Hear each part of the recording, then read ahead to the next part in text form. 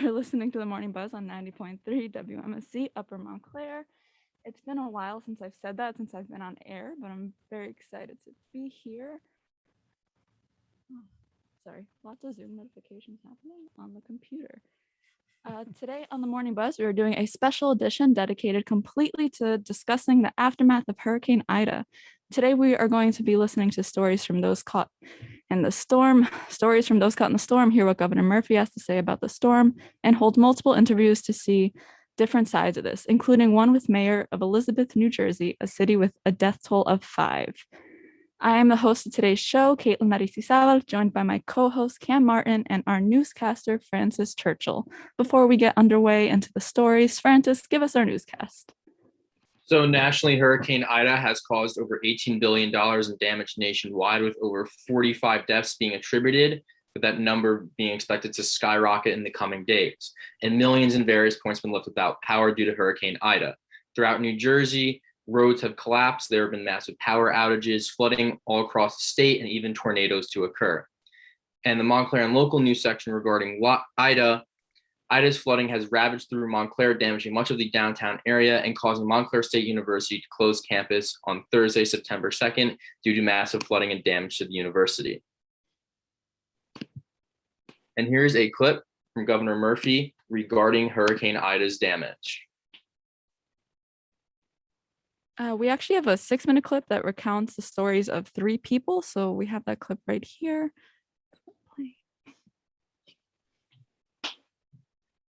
And yep, we got it coming up now. There was a couple tornadoes down in South Jersey, which is right where I was. I was actually in class. Everyone's phones started going off, and we got a tornado warning. So I left, and I went to my car, and at this time I called my mom and was like, what should I do? Should I wait it out or just come home? And she said, come home. So I get a text message from my friend who lives in Mullica Hill, and the tornado had just gone through her backyard. And that's sort of the direction I was going, so I was kind of really scared to leave.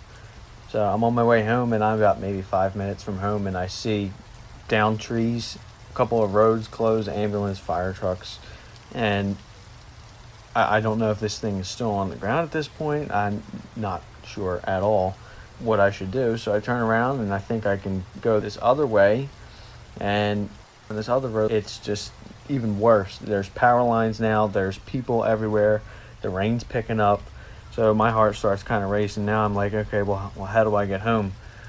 So then I go another way, and like once again blocked off, and it was dark, and now the rain is just pelting my car. The cars are backed up for as far as I could see, both in front of me and behind me, so I can't even pull a U-turn. At this point, I'm starting to panic. I'm like, I've tried now 3 ways of getting home. I just have no idea of if I'm going to get home. I was really scared. It's at this point that I have 3 people calling me. My friend in Mullica Hill, she was on the phone with her mom, and my parents are calling me, asking me where I'm at. I got friends texting me seeing if I'm okay. And it was on my way home that I see just destruction everywhere. There's power outages, road blockages. There's fire trucks from all over South Jersey. Finally, after 2 hours, I was able to make it home. But it was just such a scary experience, because you just didn't know if anything could go wrong. Anything could have went wrong. Another tornado could have formed, and my life could have been flipped upside down. Yesterday I left around midday to go visit some friends at Kane. They all just moved in, so I just catch up, see how they're doing. It wasn't really raining at that time, but around 7 it began to come down hard. But as soon as I went onto the parkway, it was quite scary. Everyone was going slow. It was the first time I never really saw people speeding on the parkway. But I had my hazards on. A lot of other people did too. I personally couldn't see out of my windshield, even though my windshield wipers were on full. As soon as I went back to campus and waited for the shuttle, it was so cold out there. The wind was just blowing through the bottom of the shuttle waiting place. My shoes were damp, everything was damp. And waiting for the shuttle was the longest time. It was unfortunately the first shuttle that came didn't pick me up, I don't know why, but luckily 5 to 10 minutes later, another one came, and I got to ride back to the theater parking deck area. All the water was coming down that hill. At least near the stairs up to the theater, it was at least calf height. Everything and anything was in that water. All the debris was just flowing down there. I went back to Rest Hall where I dormed, and I couldn't get the door open. The wind had somehow pushed the door so shut that I couldn't pull the door open. When I hit the automatic door open button, it also couldn't open. The RA had to kick the door open. It was bad. A lot of water. So I actually got caught out in the rain. I left at 9 o'clock and I was only 5 blocks away from my house, and it was insanity. We couldn't even go out the person's basement door the way we came in because the rain and the wind was blowing in so hard. So then I went out the front. Water was shooting down the hills like the Grand Rapids. It was insanity. And then I drove home, and you don't really realize how bad it is until you get onto the road. I was scared, genuinely, and I only had to go 5 blocks. I drive a Jeep Wrangler, so there's really not much that it can't handle.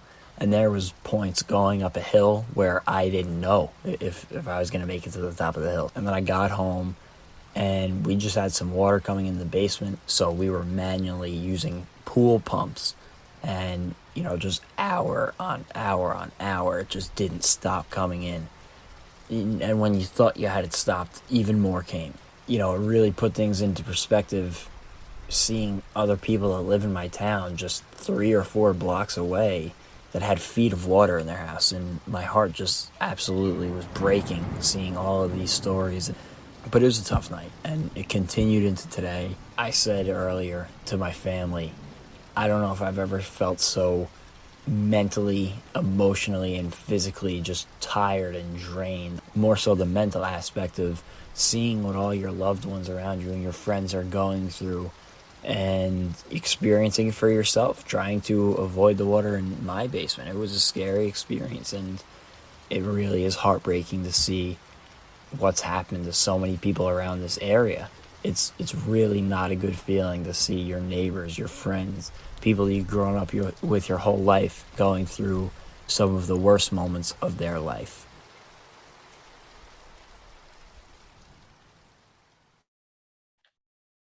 Wow, that was very emotional, just hearing everybody's stories, and just crazy.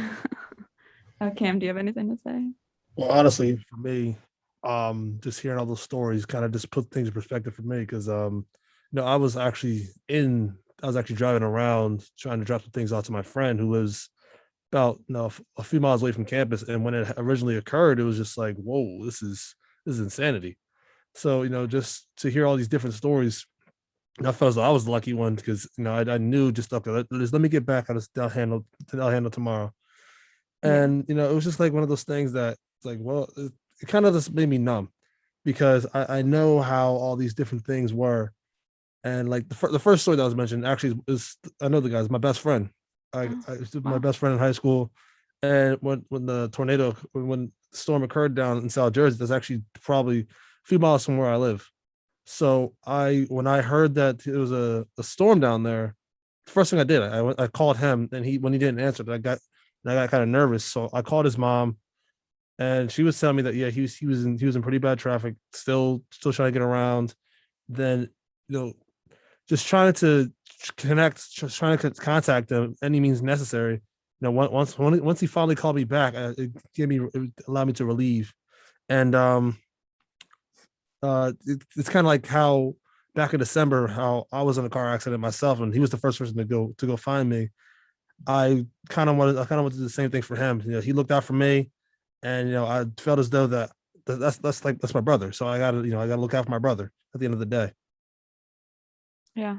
That's crazy that I didn't even realize you knew the person that was in the clip, because I feel like a lot of us too, we got, like, I know a decent amount of people who kind of missed the worst of it because it kind of happened suddenly. Like, we knew it was coming, we knew it was going to rain, but it was raining throughout the day, but not that hard. And then all of a sudden it was just like downpouring and it was crazy. And a friend of mine, Leslie, she's part of the station too.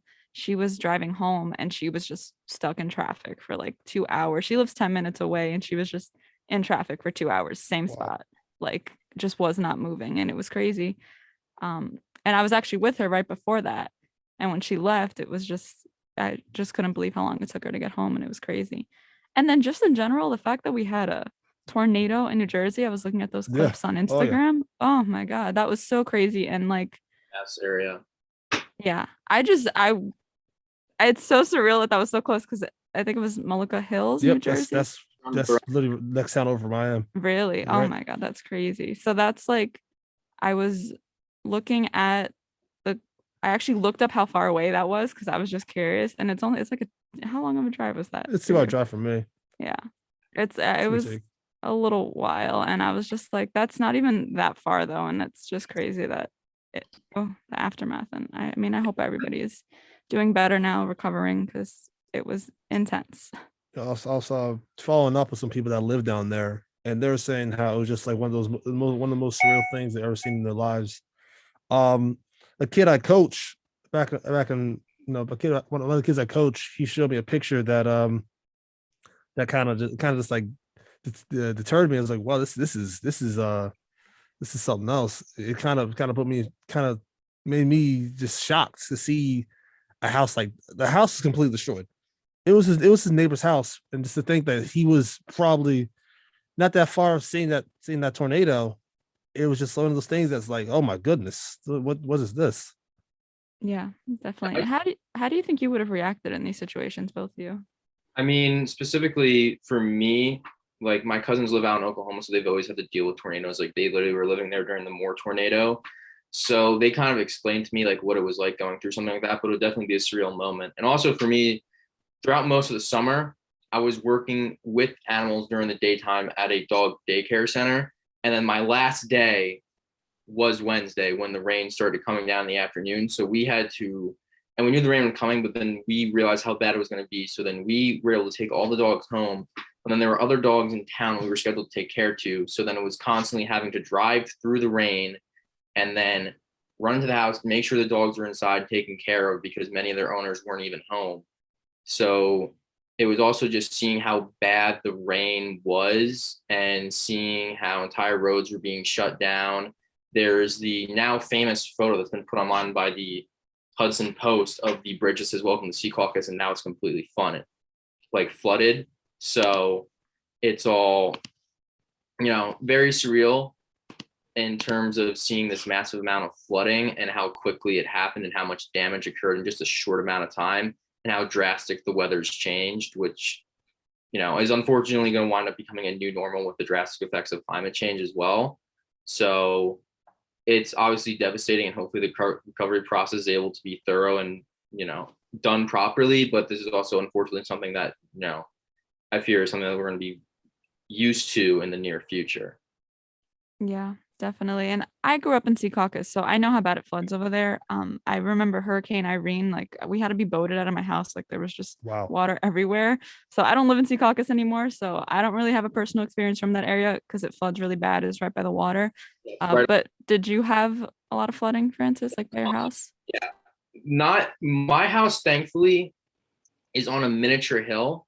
Mhm. Like it's a very small hill that's like right next to a local park within town. But right across the street, there's a dip because where our house is, where basically almost all of Secaucus is built, is it's literally built on swamps and creeks. So then you'll have even areas that aren't near water, the basements will flood, specifically near the northern end of town, which is all entirely swamped. Like it all used to be underwater where the Secaucus High School is, a bunch of the facilities such as the town pool, all of those areas flood. And they've had to build levees ever since Hurricane Irene and Hurricane Sandy, because before then, whenever it would flood, the school would flood up to 3 feet of water. Yes, those were crazy times. And I mean, Irene was so long ago, but I very vividly remember the water. I have pictures on my DSI of the water The outside of my house. DSI. My DSI, yeah, I have pictures on it. My DSI XL, I think that's the one that takes pictures. But I did live on the north end, so that is why. But what about you? Well, How do you let's think go. you'd react? Let's go back to the Irene thing. Irene didn't hit me that bad. I'm from South Jersey, so Irene really. I just had a lot of rain and just a lot of winds. But like other than that, it was nothing out of the ordinary. Just another crazy storm. But let's get to the main point here about how I would react. I if I was back home, I don't know what I would do. I would, the first thing I would do, I would definitely just like call around and ask all my friends if they're okay, and just go out the way and just be with them at that moment. Just make sure that they're all like we're all situated, they're all good to go. And it's just I personally I don't know if I would just try to I'll keep my composure as best I could, but be inside just freaking out because it's a storm, it's a hurricane outside, so it's like yikes. But I would I would try to keep my composure as best I could, but seeing all the devastation, I would start to get feeling a little bit of unrest, and to see the different types of people, it's like one of those things that I would just not be in the same mental state, and I will kind of pretty much be scarred, kind of the same way how I was when I got into my car accident. Yeah, definitely. And from the story in the beginning, I was thinking about how like he said that he tried like 3 different ways to get home and he just didn't know what to do anymore. And I can't even imagine driving out in that, because I've just driven in some of the small rainstorms we've had recently because it's been raining nonstop. And driving in the rain gives me so much anxiety, especially on the highway, because people drive fast and the water is just going right in front of the car. And that's how car accidents happen. Literally on Route 3 within Secaucus, there are several areas where car accidents occur because of that, because people drive way too fast and they wind up hydroplaning. Yeah, exactly. And I don't know why people drive fast in the rain, and I always drive slow. Sometimes the one day I drove with my hazard on because I was like, I can't do this, it's raining too hard. So this 10 times worse. I can't even imagine being out in it. I was inside the entire time. I actually don't think I left the house at all that day, not because of the rain. I just was inside all day. But yeah, I can't imagine driving in it and like just being stuck and not knowing where else to go. Like my friend that was stuck on Route 3, just sitting there for 2 hours. Like she wasn't really in any crazy danger because she wasn't moving. She was in the same spot for so long. But either way, it's just terrible to just be there. See, I had practice that day, and at practice I was working a game. The rain held off the entire practice. Yeah. We're sitting there. Okay, well, it's not gonna. I'm like in my head, I'm like, it's not gonna rain then. We're gonna be sitting all right. I go back to my apartment, take a shower. Next thing I know, I just hear. Yeah, that's like it was sudden, like throughout the day, because they said it was going to rain Wednesday and Thursday, and it didn't rain Thursday, but it rained Wednesday. It rained at night only. Yeah. Like during the day, it was fine, and it was just, if you think about it, it didn't rain for that long either. It was just so much water at one time. It probably rained for about like 6 hours at most. At most. Yeah, it was just, it had probably within those 6 hours was probably almost nearly, I would imagine, nearly a record amount of precipitation in that time. 1,000%. 1,000%. I saw a stat yesterday on Instagram. It had the Sussex County had like 10 inches of rain, and I think it was Jersey State that set a record with the most rainfall on a single day. I think the number was like 6 inches of rain. That's good. I can't even imagine. I went to school in Jersey City and I was watching videos of like the PATH station and everything was just flooded. And I was like, oh my God, I can't, like, it's so crazy to look at places you've been and see all the damage of what it looks like right now. And Yeah, it's it's just unrecognizable. And like you can't imagine like going through there again is going to be very weird. And then also something as well that I think was also a huge factor in terms of devastation, seeing horror stories like that, was due to the infrastructure. Yeah. And the fact that a lot of the infrastructure wasn't, because again, it's New Jersey, it's North New Jersey. We're not used to storms like this. We're not used to having these continual amounts of movement. So we're not having, like, say, a levee system, for example, like Louisiana does in place, because they're expecting giant storms like that, the worst of Hurricane Ida annually. Whereas here, that's a very rare occurrence, but a lot of North New Jersey is swampy and is very high risk to storms like that. So there definitely has to be much action done in terms of infrastructure and building a system that going forward has much more better roads in place. Like say in Demarest, where roads literally collapsed and cars fell through because of how damaged they were from the storm. Yeah. We actually do have a clip from Governor Murphy that we're gonna play now. I get that. up real quick. The majority of these deaths were individuals who got caught in their vehicles by flooding and were overtaken by the water. Our thoughts and deepest prayers are with their family members. Too many families are already mourning the tragic loss of a loved one. And do not assume that your car or truck can handle it. Don't assume you know how deep the water is. NJ Transit's also working to fully restore its rail services to a regular schedule as crews work to clear tracks. If you've got any question about their schedule, go to njtransit.com. There's a lot of hurt right now in New Jersey, and we're going to be there for folks. It's going to be a long road to recovery, but we're going to be there. So those are words from Governor Murphy, governor of New Jersey. What do you guys think of these messages? For him to go out there and say that, it just shows the character Governor Murphy is. He's always looking out for the people, and he just always cares about the lives of New Jerseyans. You heard the way how the tone of his voice. You felt the hurt in his voice about when he had to mention the number of individuals who passed away. It was just you felt the pain as well as I feel as though that I was able to express my sympathies the same way he is. It's a tragedy. Nothing like this should ever happen, but it's just one of those things that you just feel for everybody who's affected by it.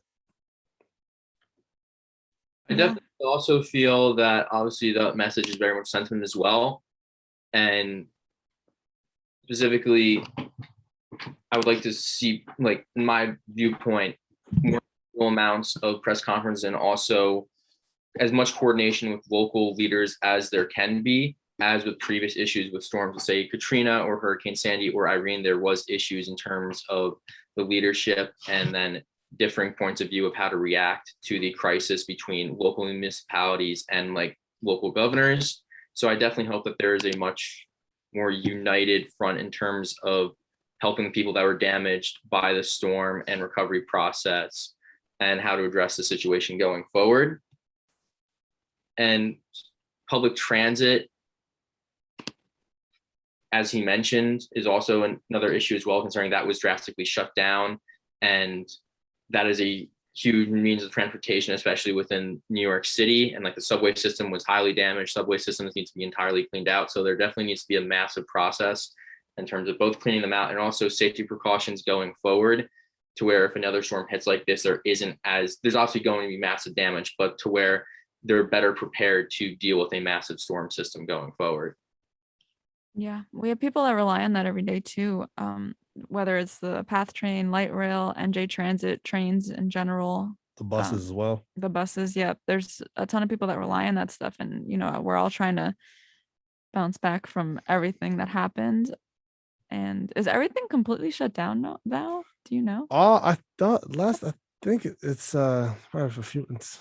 Didn't hear anything about it today, but I know yesterday everything was still. Everything was closed yesterday. Yeah, I think today things are getting a little bit back to normal. Probably not as not before. It's still. I mean, it's still kind of early in the day, but we're going to see throughout as the day progresses how things go. Yeah, because I know a lot of people who rely on public transportation. Oh, yeah. There are even commuters there are some commuters that don't drive that take the train in here because we have train stations on campus. Yeah, there's 5 New Jersey transit lines that I just pulled up the stat that have just remained in service, and that's the North Jersey Coastline, the Northeast Corridor, the Morris and Essex line, and the Atlantic City lines. And they're all set to operate on a weekly schedule, depending on the aftermath of the damage done to electricity and rail lines and stations in local areas that may obviously be subject to change. But as of now, those are the 5 lines that are scheduled to remain on their regular weekly schedule going forward, whereas the other lines are still continual under repair and under construction. And I even saw in Secaucus, there's a massive New Jersey Transit train and bus junction. The entire train lines were flooded. Like there was giant water within the train tracks, and the bridges themselves are very close to the surface level water and within the Secaucus swamps. So that's also another major factor and concern going forward of like, if those waters were to rise just a couple more inches, they could have wound up flooding the entire bridge and making the entire North Bergen County and Passaic Valley lines entirely impassable for trains. Yeah, definitely. Secaucus has always been terrible with flooding. Like even regular rainstorms, Secaucus would flood. So it's just the fact that we have a giant train station that's like one of the biggest stations. It's one of the biggest transfer stations. Like everybody knows Secaucus train because you Mhm. probably had to transfer there at one Uh-huh. point. Everyone So go through that station, such a massive, important junction, because Yeah. every single New Jersey transit line, with the exception of the Atlantic County line, goes through that station. So there's a backup there that's going to affect the entire state of New Jersey. exactly. But what do you guys think of Governor Murphy as a leader himself? Because I mean, I think Governor Murphy's amazing, just the way that we've been working through everything recently, but especially this. I know he recently wrote a letter to this morning, President Biden, trying to work everything out post storm. For me, I personally think Governor Murphy, you know, how is the leader? It's one of those things that, you know, it's something that it's cool to see, because it's for him to, especially how in the past year and a half with COVID, how he was able to just maintain to control everything, and when things got chaotic, he was able to, you know, just levy out the, you know, weed out the weeds, and just able to just use science and really have a set focus about, you know, we don't want to open up too early. We want to be safe about everything.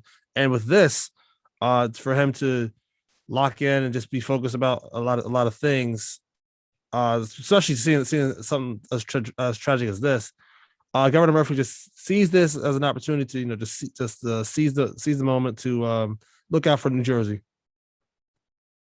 Yeah, definitely.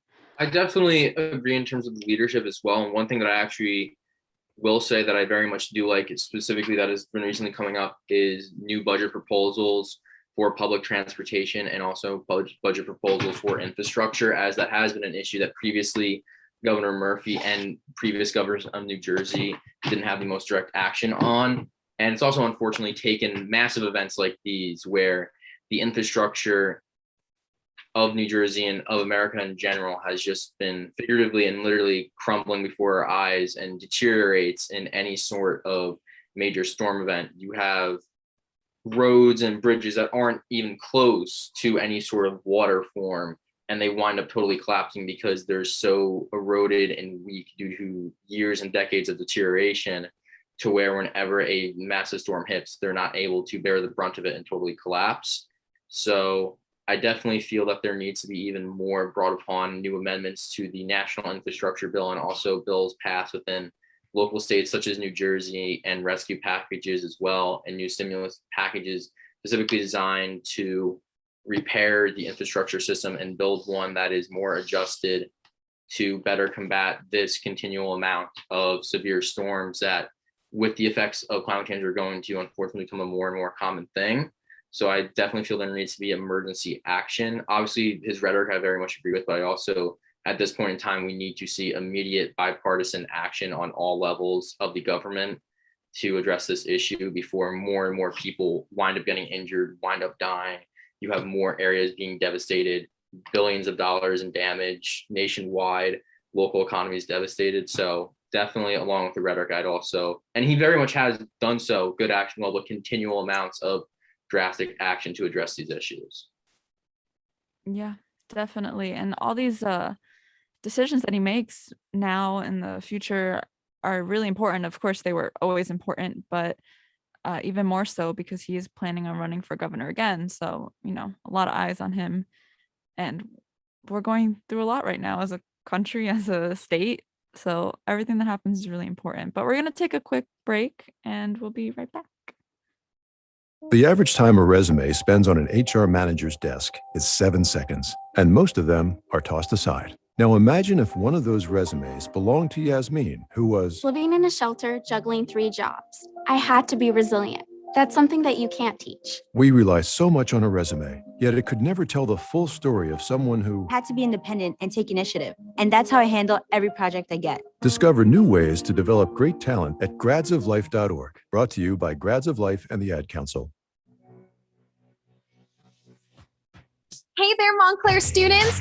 WMSC welcomes you to join the station's community and the college radio world. WMSC is a non-commercial alternative rock and talk radio station run by students like you. Not to mention, we've been nominated Best Non-Commercial Station in 2017 and Best College Radio Station in the Nation in 2019. become a 4-train DJ, host your own show, or join any of the 9 teams ranging from music, sports, news, and more. To express your interest, you can start by emailing our office manager at office@wmscradio.com. Once again, that's office@wmscradio.com. Also, stay updated with station events by following us on our Facebook page, WMSC Radio 90.3 FM, on Instagram at WMSC Radio, and on Twitter at WMSC. Hear you soon on WMSC 90.3 FM. Hey, you're listening to 90.3 WMSC, Upper Montclair, where music stays cool. Cooler than a dog on a skateboard.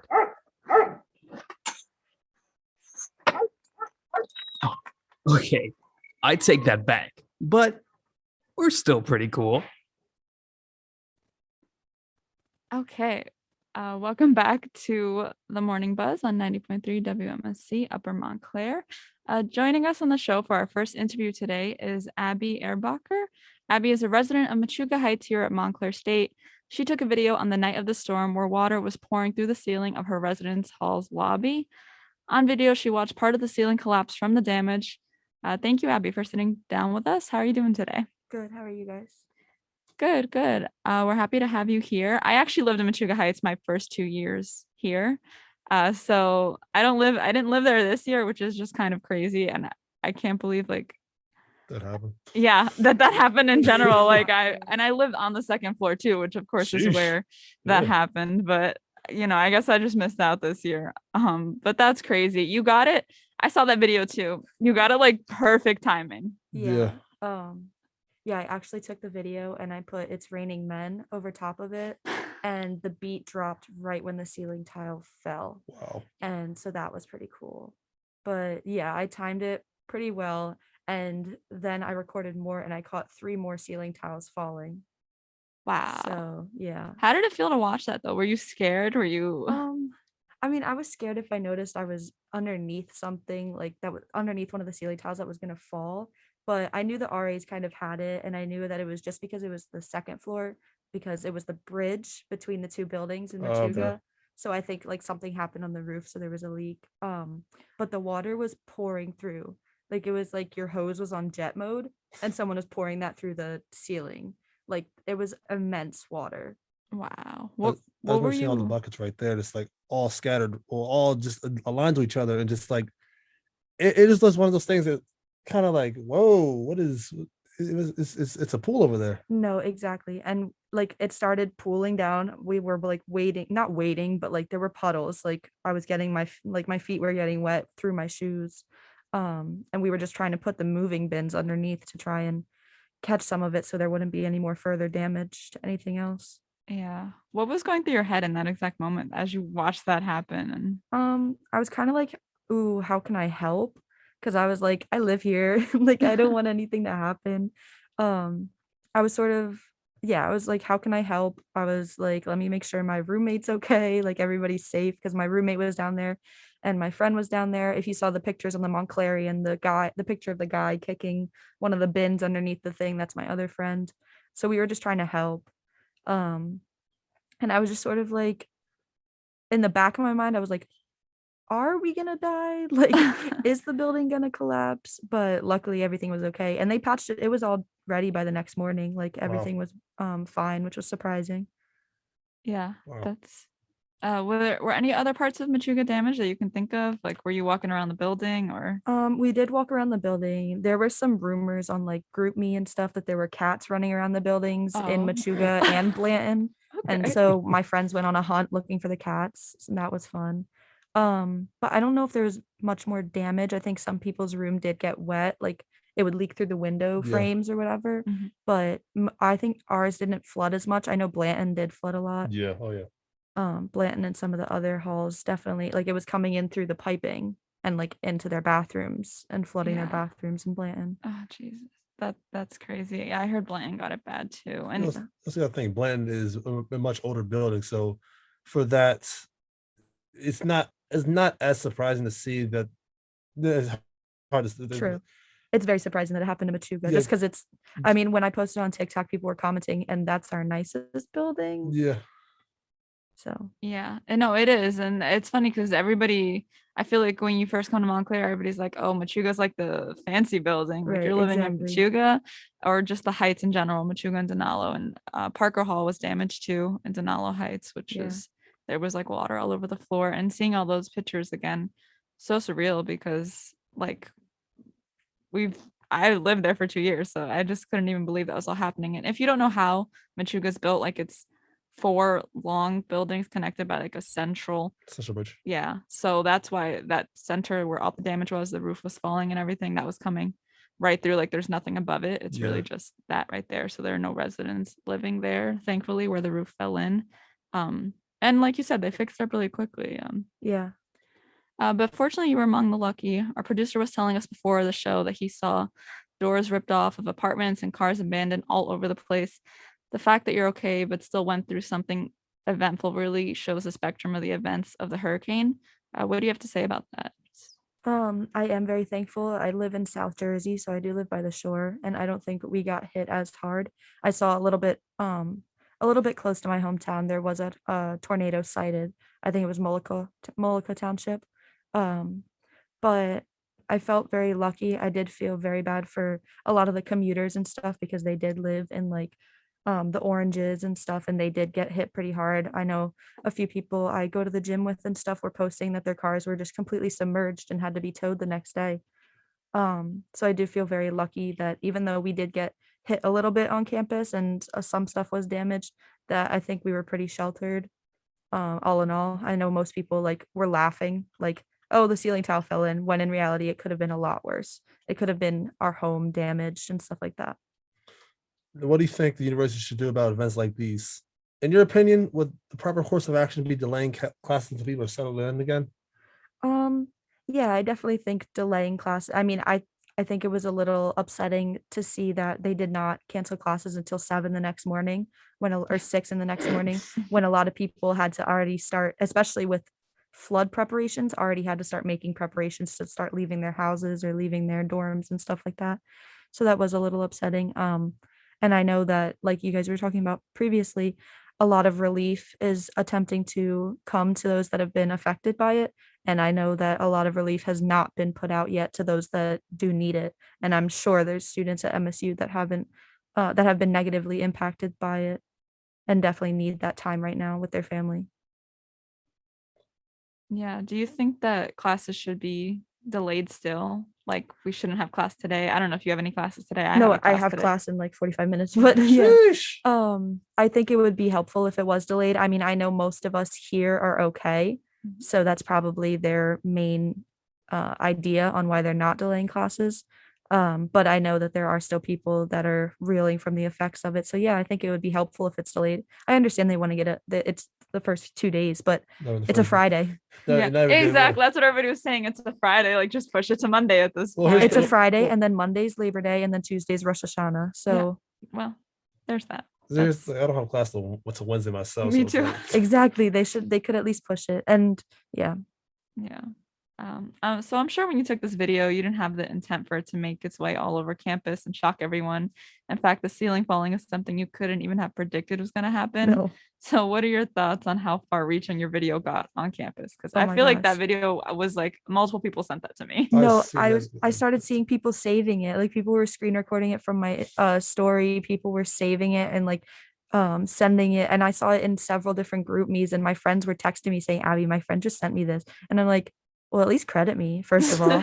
And second of all, like, no, it was pretty intense. That one and the other one where the rain was flooding down the stairs, that one reached like a lot of different places. I was actually really surprised. I just took the video. I was like, hey guys, look at what's happening at my school, or at least like send to my mom or something. And then my mom's like, hey, I just got sent this on Facebook. You doing okay? Oh no. And I'm like, oh no. Yes, I'm fine. Oh no, that's terrible. That's somebody else got to her before you could I say know. anything to her. I just can't believe you were recording the water and the ceiling just happened to fall at the same time. Like, It like started beating, and I could see that it was like bubbling, and I was like, that doesn't look great. And then I heard like a little bit of like crinkling or whatever, and then one of the RAs, he wasn't even on duty, he was just hanging out with his other RA friends, was like pushing bins, and I was like, you got to watch out. Like in one of my videos you can hear me say, watch out, the ceiling's about to fall. Really? Yeah, because he was trying to save, like he was trying to put the bins underneath so that way it would catch the water, and I'm like, watch out, the ceiling's falling down. He was like, oh, okay. Oh my god. Yeah, you guys were using the move-in bins. Yeah. with all the- They were like trying to put the plastic liners in it. I was like, just put the bins under, you don't need the liners right now. Yeah, definitely. You might as well see. Right, exactly. It's all getting wet anyway. But I'm convinced that you are a psychic son, because for you to not only time the turning of the video like that. I know. I could have totally been recording my friend when it fell down, and then I would have missed it. Yeah, and like you said, you put a song behind it, and it's raining men. The beat drop. I didn't even have to move the song when I put it on TikTok. TikTok like put it in for me, and the beat drop and the ceiling tile falling were exact. Wow, that's so yeah. You kind of TikTok knows better than They kind of like said, oh, well, this is accurate. No, yeah, it was so funny and unfortunate. I mean, listen, when you look back on it, it's like one of those things. You see it. It's not. It's just like one of those things that you look. Well, let me rephrase that. You look back on it, and it's like, okay, well, that was kind of cool. Yeah, exactly. I mean, obviously, I know it's not cool because so many people were impacted, but it's kind of cool that I caught that, and it's kind of like, I don't know, it's a college experience. I saw a lot of people being evacuated from different places in New York City, and they were playing out in the rain on the sidewalk. And like I was like, that's a core memory. Like, you're gonna remember that. You're gonna tell you, yeah, during Hurricane Ida, like this is what I did. You know what I mean? Actually, all my friends are out in the rain playing around. Exactly. At that point, there's a certain point where you can't keep worrying about what's happening to your belongings and everything because it's already happened. So you have to just embrace it. Yeah, take what you can. Yeah. So I mean, of course, we were talking about this video and how funny it is with the timing and everything, but do you know any other students that were like horrified by the situation? Oh my gosh. People were sliding up and people were sliding up and like, are you okay? And stuff like that. And I know some kids were like, because people were trying to walk, it's the lobby. So people were trying to walk back and forth between the buildings. And I was like, you can't really walk. They're telling us not to let you walk back right now. And they were like, is everything okay? And then one of the ceiling tiles fell and somebody got freaked out. And they went back into the elevator and like went up. And I was a little nervous. I wasn't taking the elevator. I decided to take the stairs in case they lost power or anything. I would not take the elevator during a storm. That does not seem like a smart decision. I know. My friend was like, oh my gosh, 2 floors. We have to walk that. I was like, yeah, you're going to be fine. What? You're going to be fine. Listen, I lived with Chuga for like a hot minute. I lived on the 4th floor, 2 floors, that's nothing. Exactly. I live on the 4th floor. So I was like, you can take 2 stories, you'll be fine. I'd rather that than fall 4 stories in an elevator. So actually, no, I'll visit my friend. She lived on the 5th floor freshman year. I'll take the stairs all the time. Like I would much rather walk it anyway. Exactly. Then you're walking off your food that you just ate and everything. Everything you ate at Sam's, just walking right off. Exactly, digesting. So what's happening with your living situation now? I know you mentioned before they kind of worked real quick to get it back to, is it just completely back to normal then? It's completely back to normal. I was surprised there. I mean, it's possible there is infrastructure and some structural damage. There's 100% that's possible. I'm sure because they got it fixed so fast, I couldn't tell you if they probably checked everything. So there could totally still be water damage or structural damage because it was coming in through the roof, but everything looks back to normal. Good to see. That's awesome. I know facilities is probably working overtime trying to get everything back to normal for students. It was so funny though. One of the janitors, they called them because the RAs didn't know what to do. They were like, "What do we do? There's water coming through the ceiling." They're students too. And they called the janitor and he came over and he was like, I was like, "Good luck with that." And he said, "I don't get paid enough for that." And he walked away. He just walked away. He was like, "I can't do that," and walked away. I thought that was pretty funny too. That is hilarious. Well, thank you for coming on today and just talking to us about your experience and everything. I'm glad everything is back to normal and you're doing good. But yes, I hope you have a great day and good luck with your class later. Yeah, have fun with class. Yeah. Thanks. Okay. So actually we have another interview. So joining us on the show is WMSC General Manager and Montclair State Professor Annabella Poland. Very excited to have her on. I haven't seen Annabella in a very long time. This is exciting. But thank you, Annabella, for coming on to talk to us about this. How are you? I'm doing good. Getting ready to head to the office, so I'll get to see you guys in person. So that's even more exciting. So we're doing good. I'm just going to try to figure out how to get out of town. A lot of our roadways were closed due to flooding. My house is okay, but my town did not all fare out okay. It tends to flood in certain areas that are low-lying areas and by the rivers and the little, just waterways. And so I haven't been out of the house, but I've seen the photos. And so I'm just trying to figure out, do I take the roundabout way through 287 and through the West Oranges? How are the oranges? You know what I mean? So, but I'm doing okay. Thankfully, we're fine and safe, even though we got some contradictory information, as you guys know. On Wednesday, one of the alerts said, head to your basement, and the language is kind of like urgent, right? Grab your pets, head to the basement. And then the next alert was find the highest floor. And so, we have to figure out what we're going to do.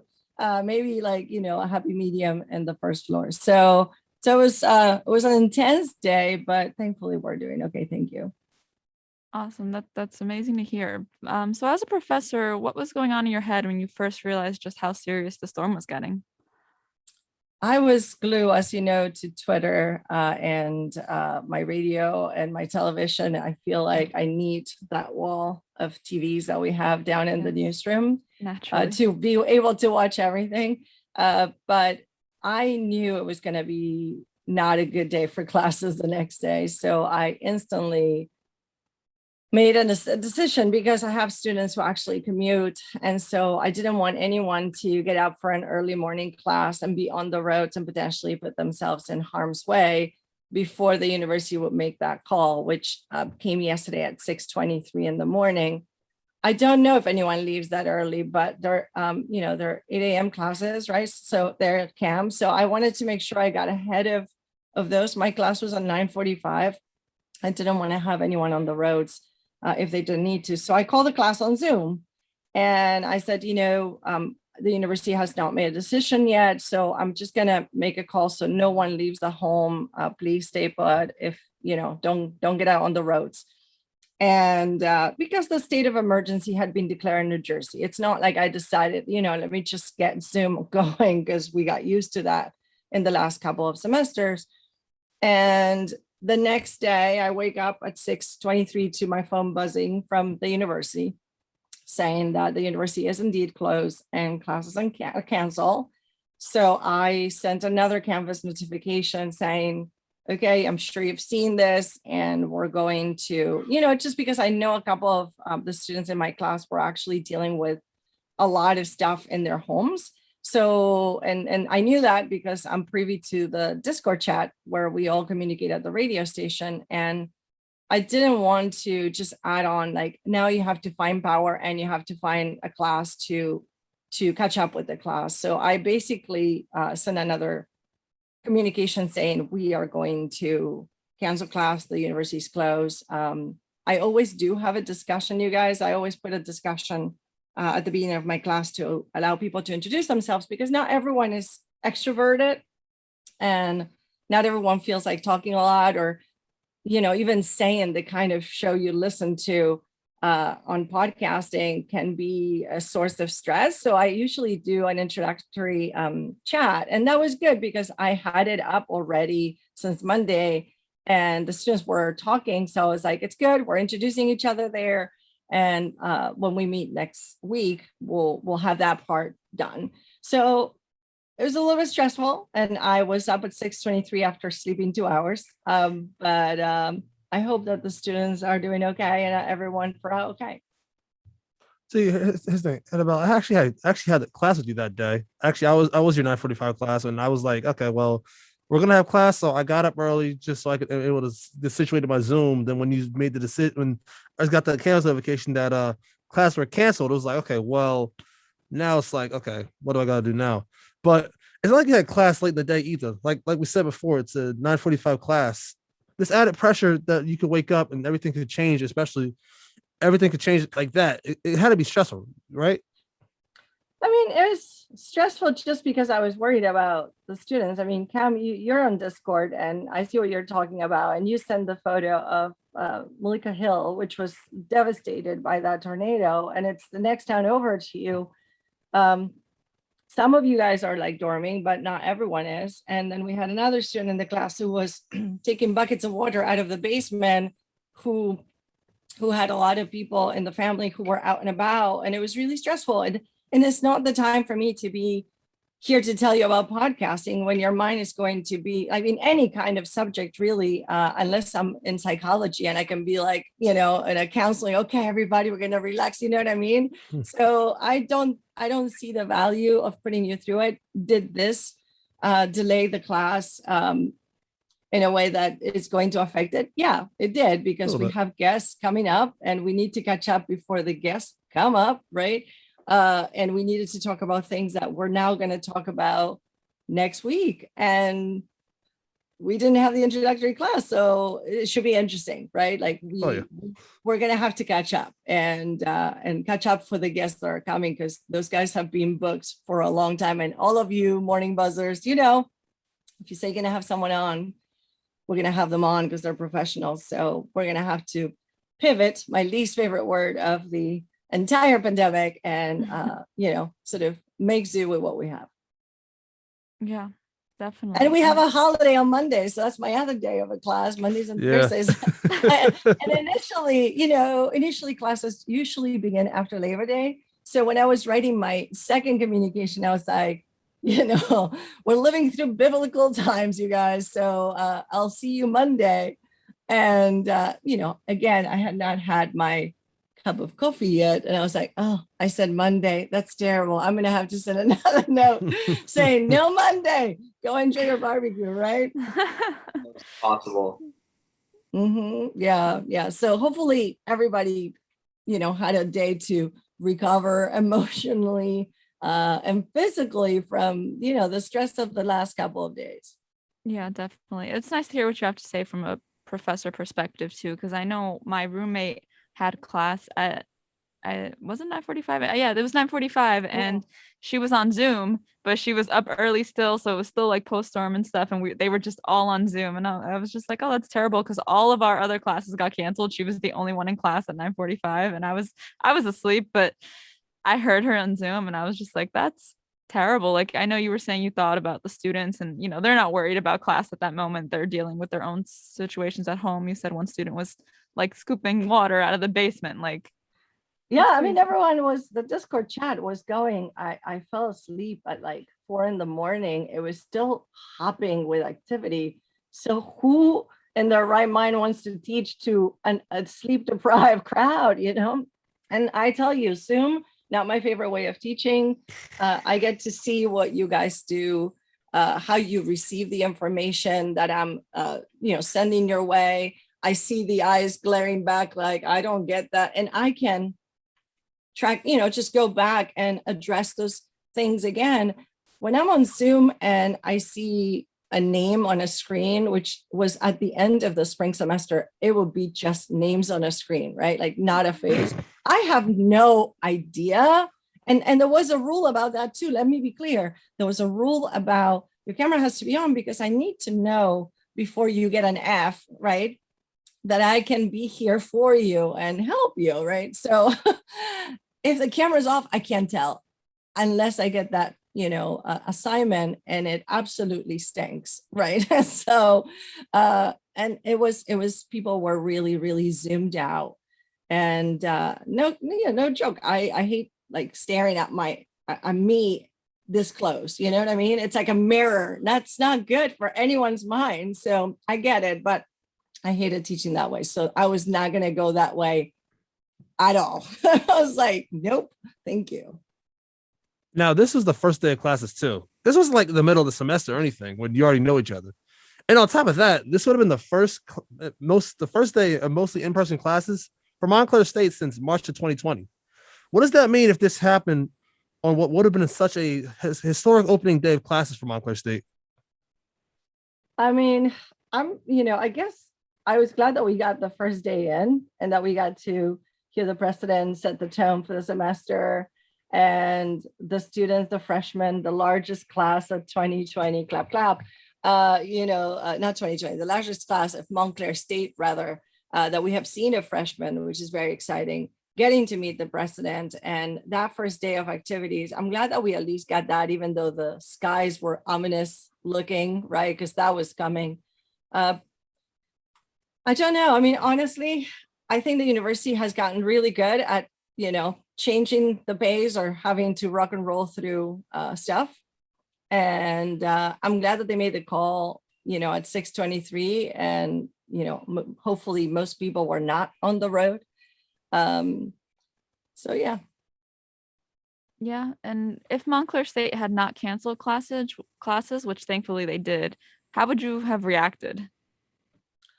I mean, I don't know if I could have gotten there. The roads were, there was a lot of people who were out on the roads yesterday in my town, and they were saying there were leftover cars turned upside down, up in fences, up against houses, full of mud everywhere. And that dystopian kind of look would have not been a great thing to get me in the mind to be in class, if you know what I mean, So I'm glad I didn't have to find my way in. There's a lot of little brooks and rivers in the way, but most importantly, the Passaic River, which comes through here, it tends to flood. I'm not gonna tell you a story because that was the thing that, I was falling asleep in the middle of the night after the chat was abuzz on Discord, and I heard this alarm go off that woke me up. And I'm like, what is that? And it was like, the only way I can explain it is it was, when you have a car in reverse and it does a beep, beep, right? Mhm. Well, okay, so now you audiophiles, imagine that sound put into an audio software, slowed down and made deeper, like boop, boop. It was like terrifying and horrible. And I wake up, I had never heard this in my life. And I'm thinking, is that our tornado warning? I didn't even know what it was. So then I go into socials in my town and I asked the question. And much like me, a lot of people were still awake in the middle of the night because they were dealing with water. And they said it was an alarm of a dam that opens the gates when it gets to, to a certain level. And I was thinking, oh no, like if that dam opens, all of our towns like below the dam tends to flood even more. And I was like, that's terrible. So of course it was a disaster. If you had held class, how accountable would you have held your students? I imagine some would not want to go or even want to be able to show up after such a stressful night. Would you have held it against them?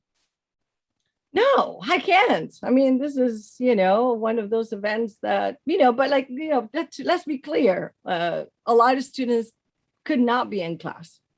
But then would someone in the class say, I can't go because of this, and they went to sleep? I'm sure, like, hello, we're talking to students, right? Like you guys are like very crafty. Sometimes they'll find a loophole, right? It's fine. But at the end of the day, even the emotional stress that we all dealt with that day was enough for me to be like, it's okay. You know what I mean? Like it's one of those situations. Yeah, definitely. And is there anything you want to say to students or faculty that may be listening right now? Is there anything? I hope you're dry. And I cannot wait to see everybody back on campus. We had an incredible and terrible 18 months. Incredible because people seized the opportunity to use this time as a springboard to, capture a moment and push their careers through. And you guys are part of that. And it wouldn't have happened had you said, you know what, this is a choice club and I don't want to broadcast through the pandemic. And the fact that you all did and you showed up, even if it was on Zoom and not the same, just speaks of your work ethic and the nods from all of the awards that WMSC continues to be nominated for and receive. It's just, the universe telling you, you did what you had to do for your career. So congrats to all of you. And to the faculty, I'm excited to see a lot of you. Faculty is coming back this semester after being gone for the last couple of semesters, and I'm looking forward to seeing everybody. Yes, I for one am excited to be back on campus for classes and just to see what it was like. I haven't been in person classes since freshman year, and I'm going to be a junior now, so it's definitely a big thing. It's exciting to be back. But thank you for coming on, Annabella. It is a pleasure talking to you as always. We're actually going to take a quick break right now, so we'll be right back. Hello, everybody. Welcome back to the Morning Buzz. So we actually have another clip to play for you. Professor Kaminsky at MSU is also a chopper reporter at WCBS. We have a short clip from him talking about his experience with Hurricane Ida the experience of Hurricane Ida as a media event. But just to reintroduce ourselves. Guys, and good morning to everybody listening in to the Morning Buzz on WMSC. The question was put to me, what is it like to cover a story like this sort of monumental flooding? And the first thing is that, well, this is not the first time I've had to cover something like this, unfortunately. In fact, this is at least the third or fourth time that I've had to cover something like this from Chopper 880. The first one being in 1999 with Hurricane Floyd, which devastated Bound Brook and that whole area along Route 287. Next was in 2011 with Hurricane Irene, which devastated not only the Montclair area and up along Route 23, but also in Cranford, New Jersey, in Union County, and which is a very, very similar situation to what we have currently going on right now. The one after that had been that following year for Hurricane Sandy, and just devastation in so many areas. The way that this is covered from my vantage point is just to try to paint a word picture. I have a number of people, especially in these affected areas, that are not able to see. They can see what's going on right in front of them.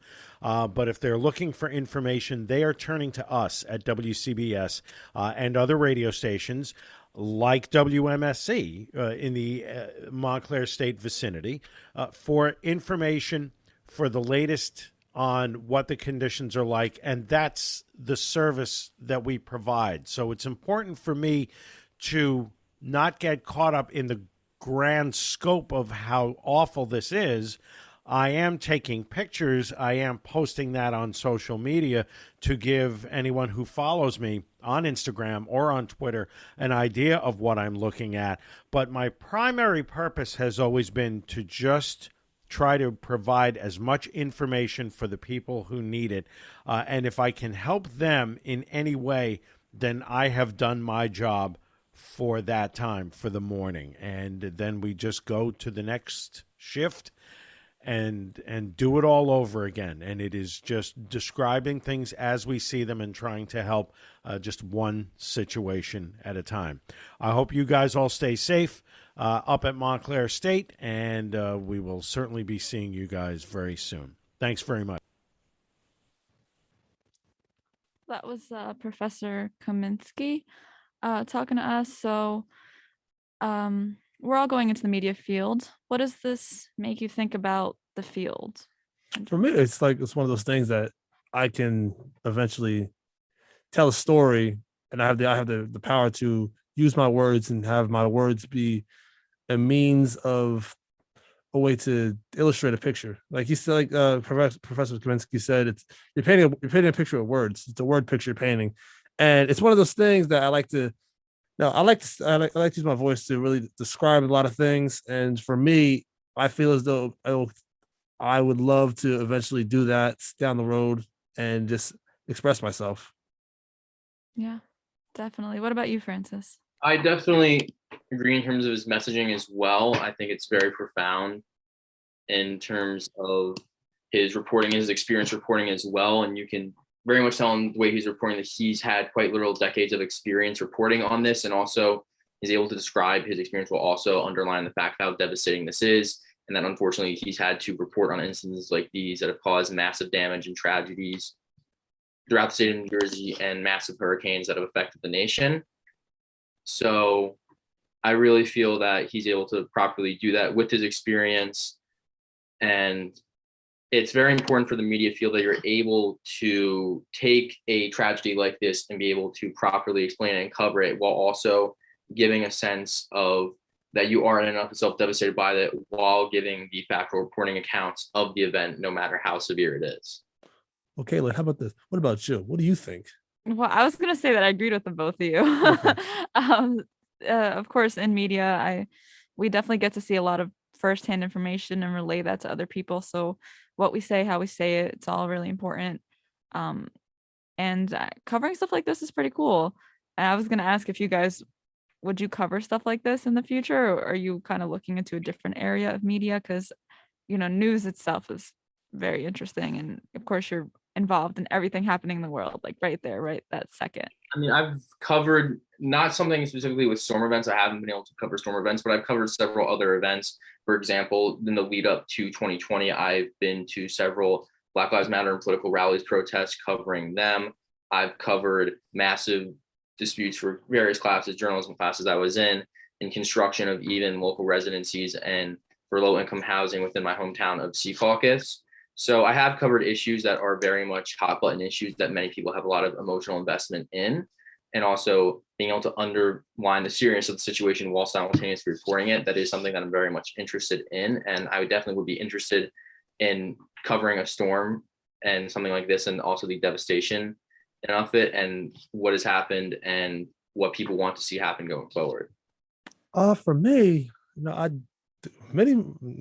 originally wanted to become a communications major, I didn't think I ever would cover something like this. I see myself more in the sports field, but how this is affecting everything, including sports. I guess personally, I would say yes. I definitely would see myself being able to cover a huge event like this, and eventually just run away with it. Yeah, I was gonna say, when I first came to Montclair too, I never imagined doing news, and being a part of WMSC and actually being put into that experience has definitely helped me gain more of an appreciation for news in general, because you can do so many different things here. But we actually have another interview. Our next guest for the show today is the mayor of Elizabeth, New Jersey, J. Christian Bolwidge. Thank you, Mayor, for joining us over what I'm sure has been a hectic past few days. How are you today? Thank you for having me.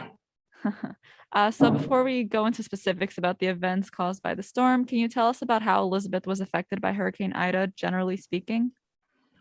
Well, approximately about 10 inches of rain fell in our city, and the Elizabeth River, which traverses our community, overflew the banks with a very, very difficult current that swept out some neighborhoods.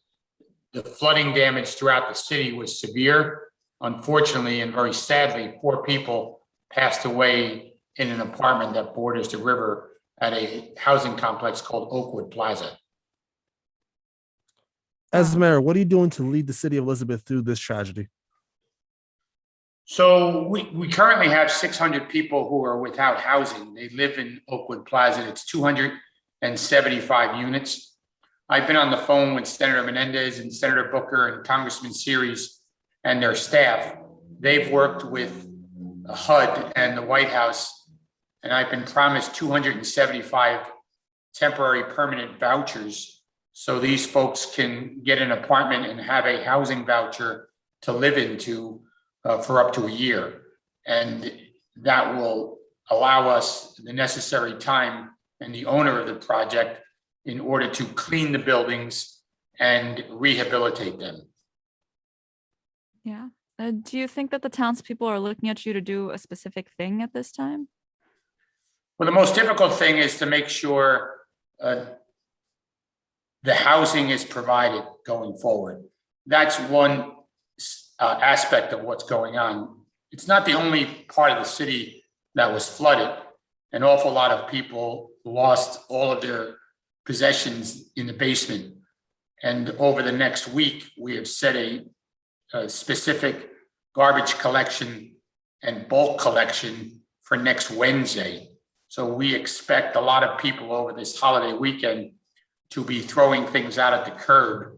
And we're notifying the residents going forward that Wednesday will be a bulk pickup where we'll pick up anything that's at the curb in order to clean up neighborhoods. The main event that has been making the rounds in the media is the tragedy that the Oakwood Plaza apartment complex, where a number of people have died as a result of the hurricane. What do you have to say about this? Well, it was a direct result of the hurricane. I mean, the 4 people who passed away were in a first floor apartment bordering the river, and the current flooded their apartment. Keep in mind that the fire department that was right across the street at the time was making hundreds of rescue of other folks in not only that neighborhood, but elsewhere, who were trapped in floodwaters. Certain streets became a raging river. And when the fire headquarters started to take on water, they had to remove the fire rigs and then operate out of the second floor. At one point, firemen were on the second floor in Oakwood Plaza rescuing people in a specific unit where they heard thumping from the ground floor onto the roof. They drilled a hole through the roof of the second floor to the first floor apartment and picked people out of water that was chest deep at the time, and then extricated them through the second floor. So the fire department rescued hundreds of people. Unfortunately, 2 in their 70s, a male and a female in their 70s, and 2 in their 30s, a male and a female, succumbed to the floodwaters. There's really no solution for an event like this, but what is being done as treatment to help the community to deal with the events at Oakwood? So we've been working with the Community Food Bank through Sergio Granados, who is a Union County Commissioner, our health department. Currently, about 200 to 300 people were housed last night at the Dunn Sports Center. We brought in meals at 6:30 last night. Some are in hotels. We expect more hotel rooms to open up today, where we'll move more people into hotel rooms. We're working with the state government to pay for these hotel rooms going forward, and the owner of the property is working on getting a cleanup. But this is not something that can be done in 24 or 48 hours. This will be a long process, and many people are very, very frustrated, and we understand that. But going forward, it's a time-consuming process that we are working at the utmost speed to make people's lives who are miserable at the moment somewhat better. Yes. And what about other people in the building who survived? What happened to them? How are they being affected by those vouchers given by the government? Well, the vouchers haven't been given yet. We hope to have them in the next couple of days. It's 275 units, a total of 600 people. And once we get the vouchers, then people will be asked to go get an apartment, and a combination of us helping them. We have round-the-clock police protection at the site. The Union County Sheriff's Office, Peter Corbelli, has provided sheriff officers to make sure that no one goes into the building that's not allowed, so looting doesn't occur.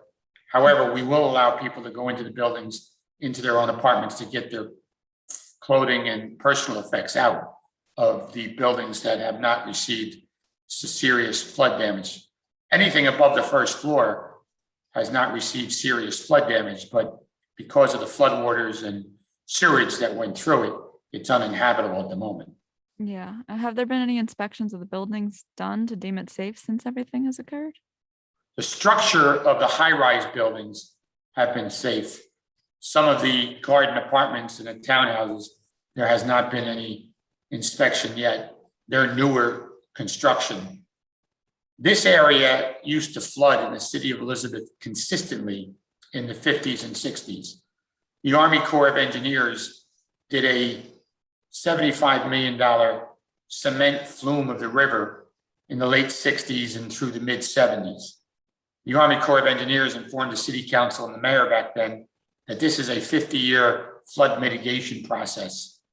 And clearly, we are now 50 years removed from when the work was done.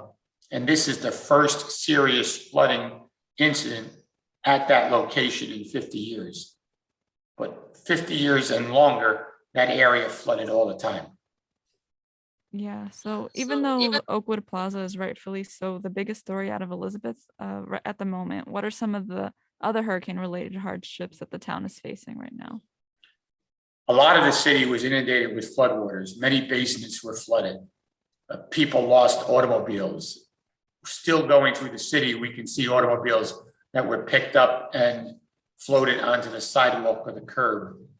We've had tow trucks going through the town to tow cars that were just abandoned in the middle of the street. We've worked with Trinitas Hospital on some vacant property where those cars will be towed and the owners can then reclaim those cars at a later date. The FEMA and the governor is coming here today at 11 o'clock to tour some of the damage. I have informed the governor's staff as well as our congressional representatives of the devastation here. And I have to say that all of our elected officials, the governor, our senators and congressmen, have been extremely responsive over the last 24 to 48 hours. What would you say the estimated cost of damages are? I don't have an estimated cost, but I can tell you it's in the millions, if not in the hundreds of millions. A lot of individual properties lost a lot in their basements. This is not unique to the city of Elizabeth, as all of you know. The entire state and all of the cities and counties, mostly in New Jersey, were affected, especially in the northern part. Yeah. And how is this affecting schools? According to our sources, the public schools were supposed to open on Thursday, September 9th. Are they affected by this? There was an emergency meeting last night of the school board, and I have not received the results of that, but there was going to be a discussion on delaying the opening of schools because some of our school basements were flooded. And that damage was all being assessed yesterday and through the night. I plan to talk with the superintendent later today to see what was the outcome of the Board of Education meeting. We are prepared to open schools. That may be delayed because of flood damage in some neighborhoods. So I don't have a complete answer for you on that question. What infrastructure changes are needed to happen to prevent this from happening again in their city? That's a really great question because climate change is going to increase the current of rivers as well as the amount of rainfall. Never in our history, or at least in my history, have 10 inches of rain fallen in a 4-hour period in such a dense urban community.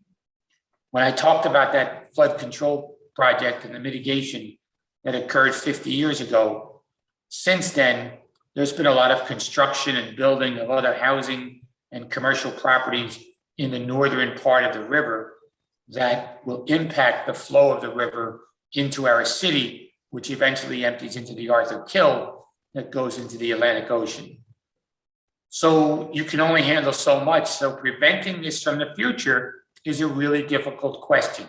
I would expect that there'll be more flooding in the future. It's just that hopefully it is not as severe and people will be notified quicker as well as getting out. When we talked about flash floods, keep in mind, this area never flooded in 50 years. Nobody expected 10 feet of excess water in the streets covering cars and first floor apartments. It was just not fathomable that we could envision that. And it happened so quick. Yep, buildings are ruined and cars are abandoned all over the city. How are these issues going to be resolved, and how long should the public expect these resolutions to take? Well, we're currently towing cars, and I believe we got them all removed from the middle of the streets, so we can traverse the city currently. I'm sure there are some parked cars and privately owned driveways and yards that we'll have to get to as well. They're just not impacting the flow of traffic. Car insurance companies are going to be extremely busy in Elizabeth as well as other cities for the next couple of months. How busy are Elizabeth emergency services right now? If someone's to call about an emergency, is there going to be any trouble getting the proper authorities to that person? No, currently the police and fire at full staff. They work through the night during the rain. I was there till about 3 o'clock in the morning, as close as I could get to the Oakwood Plaza neighborhood with the fire department that were about a block away. Keep in mind, the fire department headquarters right across the street was also flooded with 4 to 5 feet of water. We had to remove the apparatus, and the firemen on that site that were rescuing people were working out of the second floor of fire headquarters. We brought in extra fire and extra police over the last 24 hours. Currently, response time will be fine if there are any emergencies in town. Okay, that's good to know. And if there are any listeners right now from Elizabeth, what would you want to say to them? Patience, condolences to the families of those whose 4 people passed away. Our thoughts and prayers are with them. This process is not easy to solve, yet the government is working on it. And clearly, it will not be solved overnight, but it will be solved. Well, thank you for coming on today, Mayor, during this hectic time. Our thoughts and airwaves are with you and your people as you recover from the deadly impact of Hurricane Ida. Sorry for your losses. And again, thank you for coming on. I thank you for having me, and I hope all of you stay safe.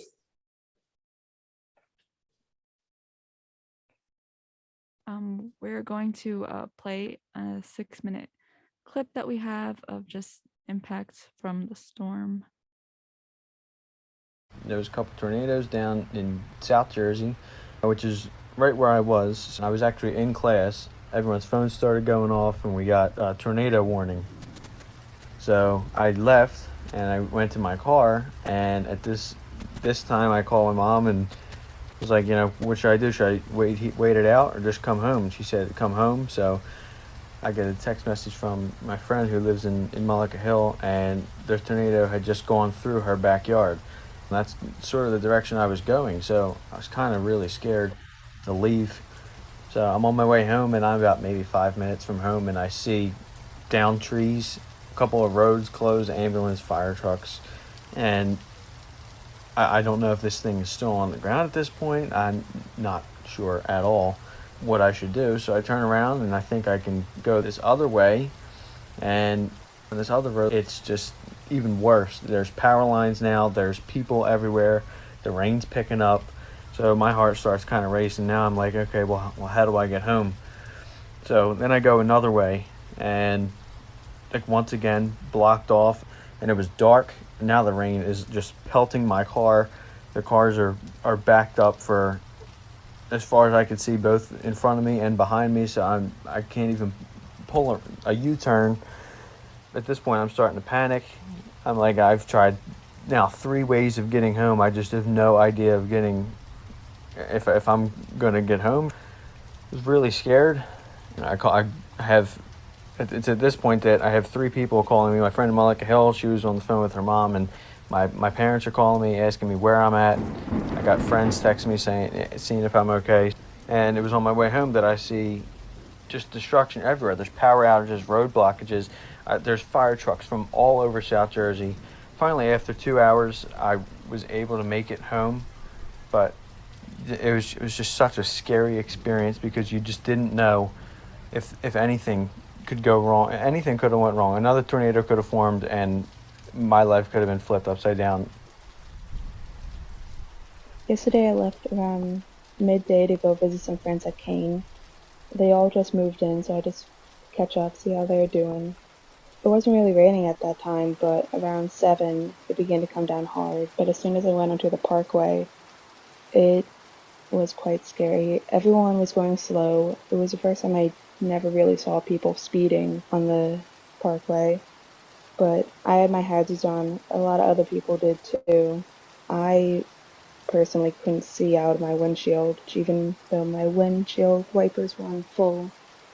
As soon as I went back to campus and waited for the shuttle, it was so cold out there. The wind was just blowing through the bottom of the shuttle waiting place. My shoes were damp, everything was damp.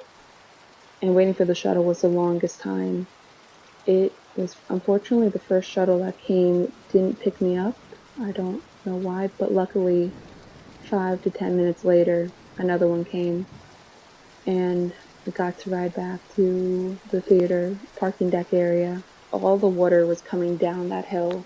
at least near the stairs up to the theater, it was at least calf height. Everything and anything was in that water. All the debris was just flowing down there. I went back to Rest Hall where I dormed, and I couldn't get the door open. The wind had somehow pushed the door so shut that I couldn't pull the door open. When I hit the automatic door open button, it also couldn't open. The RA had to kick the door open. It was bad. A lot of water. So I actually got caught out in the rain. I left at 9 o'clock and I was only 5 blocks away from my house, and it was insanity. We couldn't even go out the person's basement door the way we came in because the rain and the wind was blowing in so hard. So then I went out the front. Water was shooting down the hills like the Grand Rapids. It was insanity. And then I drove home, and you don't really realize how bad it is until you get onto the road. I was scared, genuinely, and I only had to go 5 blocks. I drive a Jeep Wrangler, so there's really not much that it can't handle. And there was points going up a hill where I didn't know if I was going to make it to the top of the hill. And then I got home, and we just had some water coming in the basement, so we were manually using pool pumps. And, just hour on hour on hour, it just didn't stop coming in. And when you thought you had it stopped, even more came. It really put things into perspective, seeing other people that live in my town just 3 or 4 blocks away that had feet of water in their house. And my heart just absolutely was breaking, seeing all of these stories. But it was a tough night, and it continued into today. I said earlier to my family, I don't know if I've ever felt so mentally, emotionally, and physically just tired and drained. More so the mental aspect of seeing what all your loved ones around you and your friends are going through and experiencing it for yourself, trying to avoid the water in my basement. It was a scary experience, and it really is heartbreaking to see what's happened to so many people around this area. It's really not a good feeling to see your neighbors, your friends, people you've grown up with your whole life going through some of the worst moments of their life.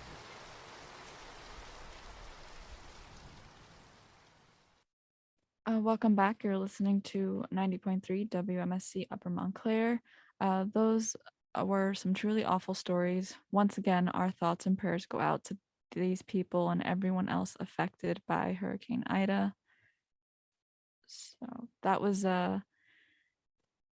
intense to hear all the stories again. It's just still numb to me that all this occurred in our state. And especially the first one that really hits home for me, because one, that's my best friend. Two, that's my hometown, so near my hometown, and just hearing the story kind of just like put things in perspective for me. And I was just really fearful that something happened. Yes, definitely. And we actually have an interview here to talk even more about the effects of the hurricane. We have Mayor of Patterson, New Jersey, Andre Saya. Thank you for taking the time to join us on the show today, Mayor Saya. I can't imagine you've had it easy here these last few days. How are you doing? Good morning. How are you? Good, good. How badly has the storm affected the residents of Patterson? So we had about 250 people that our fire department rescued. There were 31 individuals that we had to place in an emergency shelter. And there was about approximately 60 abandoned cars, 30 of which we had to tow. And then there was just debris strewn throughout the streets. It's really unfortunate. And we're expecting the river to crest sometime today, and that will produce additional flooding. So we certainly do not welcome Tropical Storm Ida. Although it could have been far worse. There were tornadoes that hit other municipalities in the state. First you mentioned the tornadoes. I actually know very well this happened near my hometown, but how severe were the damages in Patterson? Yeah, I'm sure there's significant damages to people's cars, people's homes, particularly basements. That's the chief complaint that I receive from constituents. And so everybody's mindful of the fact that if they don't have flood insurance, how do they get compensated for anything that was destroyed as a result of the storm? Yeah, and were there any major power outages in the area? No, thankfully not. It wasn't a windstorm. This was all about the water. If there was the combination of wind, we would have been in a very precarious position. I also want to point out, and I want to thank the first responders in Patterson. That includes police, fire, public works, and our dispatchers, because there was one rescue operation where there was a gentleman that was stuck underneath the bridge for hours. And in order to save this individual, the fire department had to drill a hole in the street. And thankfully, they were able to bring him to safety. You mentioned yesterday that emergency teams have rescued around 250 people during the storm. What procedures allowed you to successfully save so many residents? We're prepared. We have a fire chief that is very clairvoyant. He always has the prescience to order an ample supply of whatever it is we need: rescue boats, rescue equipment, whatever it may be, rescue vehicles as far as trucks are concerned. And he also does it for the police department. Well, he consults with our public safety director to make sure that we order enough resources for an event like this. Because if the pandemic has taught us anything, you always have to be prepared for the unexpected. We're living in a surreal time right now. Were there any fallen trees or debris that has significantly hindered the search and rescue attempts? Well, I wouldn't say it's hindered our search and rescue attempts. However, yes, we've had trees that have been impacted, and we do anticipate that there'll be some saturation, so there'll be a side effect from the storm, and you're going to lose some more branches. Trees will be weakened as a result of this storm. What are your plans for the next 24 hours in terms of search and rescue and clearing debris? Yeah, so our DPW crews are out. I actually canceled street cleaning so that they could focus on cleaning the streets of whatever is strewn throughout them. And also, we are going to be monitoring the river to see how much it's going to crest. It's just a matter of how much. Initial reports were saying 17, 19 inches. That would have been devastating. The latest report I received from our fire chief says about 9 inches.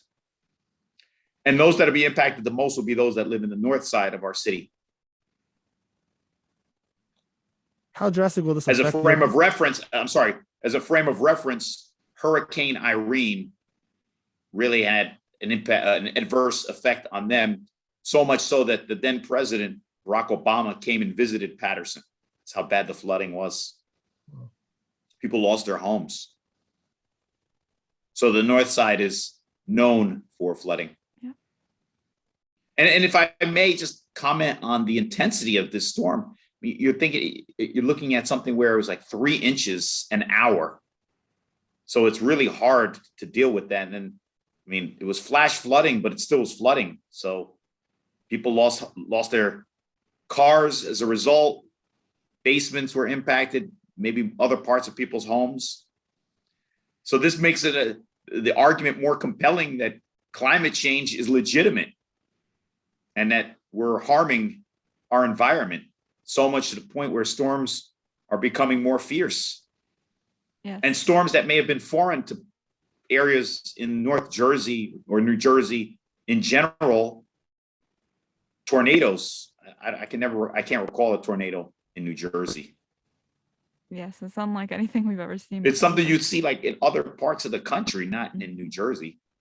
Yeah, definitely. And what infrastructure changes do you think need to happen in order to prevent this from happening again to your city? I'm glad that you asked that question. I mean, in Congress, they're debating the infrastructure improvement bill. I think now more than ever, we need it. We have to fix our sewer systems. They're arcane. We have to repair our roads. So we could certainly use that federal funding to improve our infrastructure. If there's any lesson to be learned from any of the storms that we've had recently. What is the situation regarding emergency services currently? If someone had to call them, would there be any trouble or delay dispatching a team? Well, a few days ago, yes, but today there shouldn't be any issues. So I would encourage anyone who has an emergency to make sure that they call 911, because we were discouraged. We were actually dissuading people from calling 911 because 911 was inundated with phone calls. But we also have in Patterson, we have an app. It's interactive. You can download it on your phone. It's called Patterson Plus, and you can register a complaint on it. And it has a whole host of categories. And in the event that your item, your issue is not listed, there is an other section where you can file your complaint. One of the rescues involved cutting a hole into a bridge to save a man. How are the rescue teams able to safely find and reach the trapped individual? Well, they were able to communicate with him. And at one point, they hadn't heard for an extended period of time, and they thought they had lost him, but they don't give up. Our fire department doesn't give in, it digs in, and they didn't want to lose a life, especially during these circumstances. So that's why they took extraordinary measures to bring this man to safety.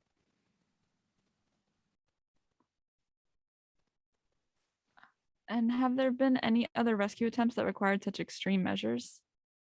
No, I mean, we had boats, so we brought people to safety. So when I had an opportunity to visit the shelter yesterday at International High School, I spoke to some of the families. All they wanted to do was go home.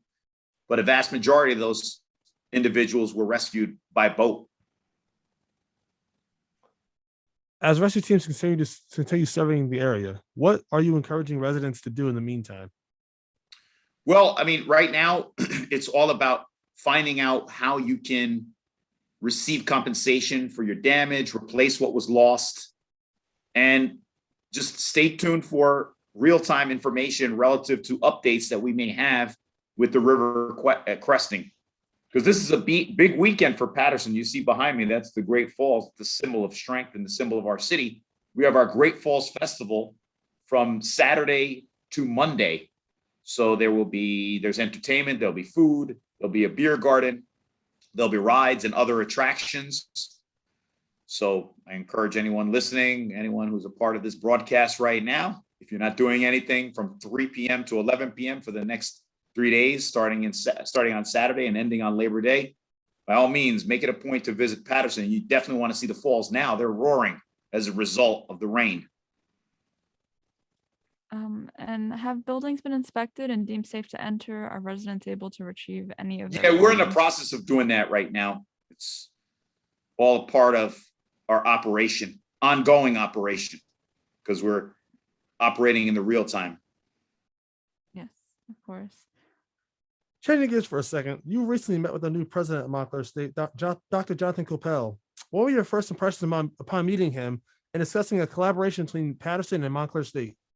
You must have read my mind. It's incredible. I was going to actually bring that up myself.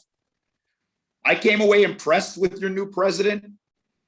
I believe he's an enlightened, visionary leader, and your college campus is going to benefit. So one of the first items, and we're going to have a partnership because there's going to be a follow-up meeting. He came to my office. I'll be going to his office. And we outlined areas where we can align our efforts and our respective visions. For example, I'd like Montclair State to invest in a teacher's academy in Patterson. We have a STEM academy, we have a business academy, we have a health and related professions academy, but we don't have a high school academy that puts our youth in the pipeline to be teachers. And there's data that shows when teachers look like the students that they're teaching, the students perform better.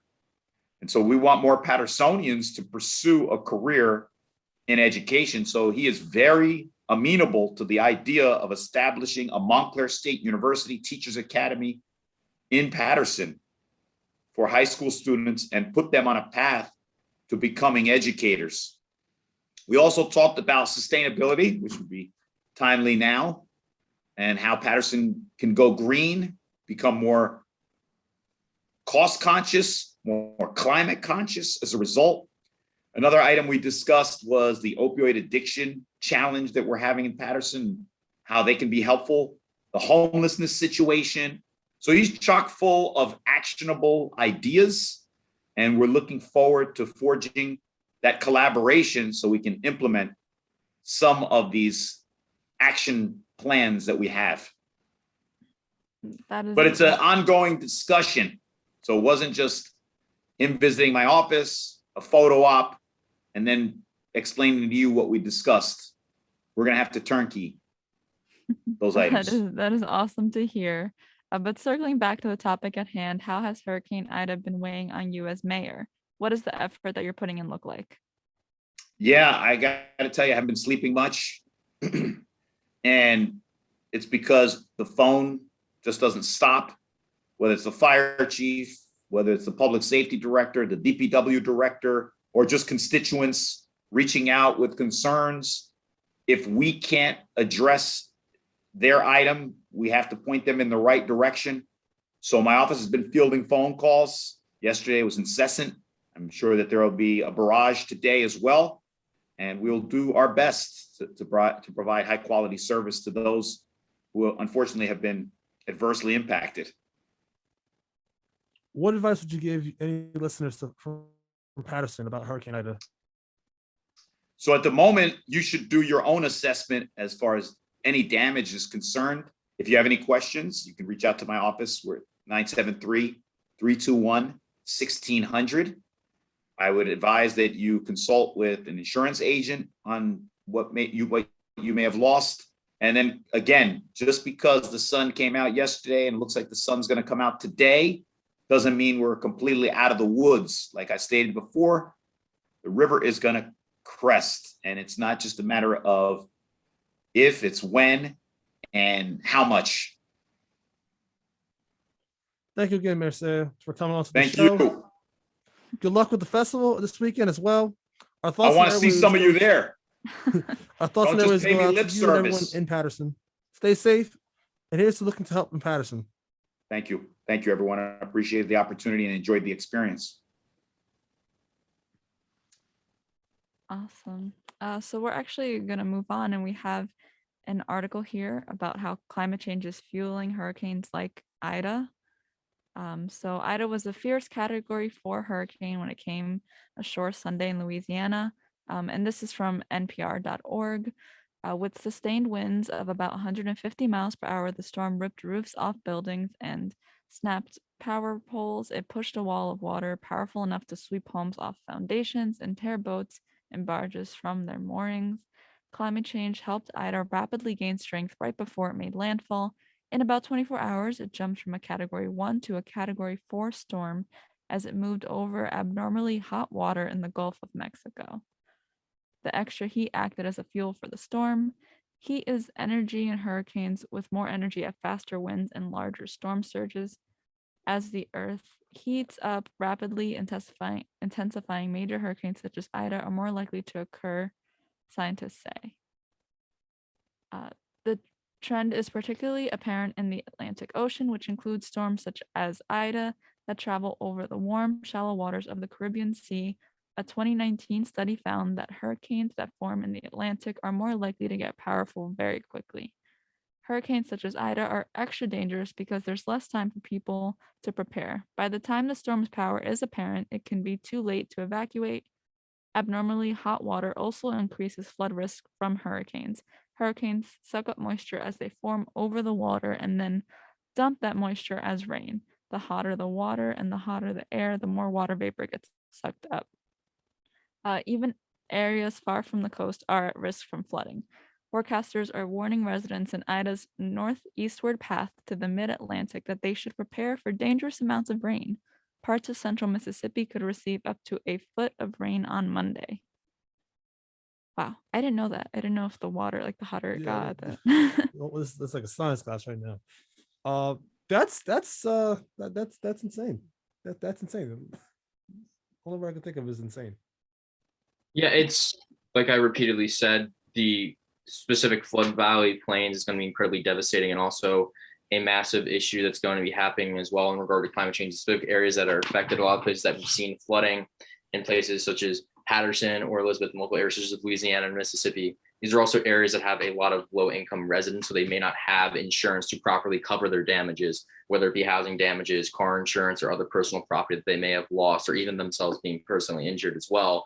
force them to go to the hospital. They don't have proper health insurance to cover their expenses. So another major issue that's going to be arising is people are going to wind up becoming financially broke because of these natural disasters they have no control over.